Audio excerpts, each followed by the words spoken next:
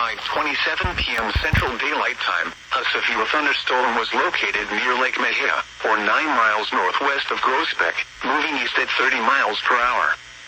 Hazard, 60 miles per hour wind gusts and quarter-size hail. Source, radar indicated.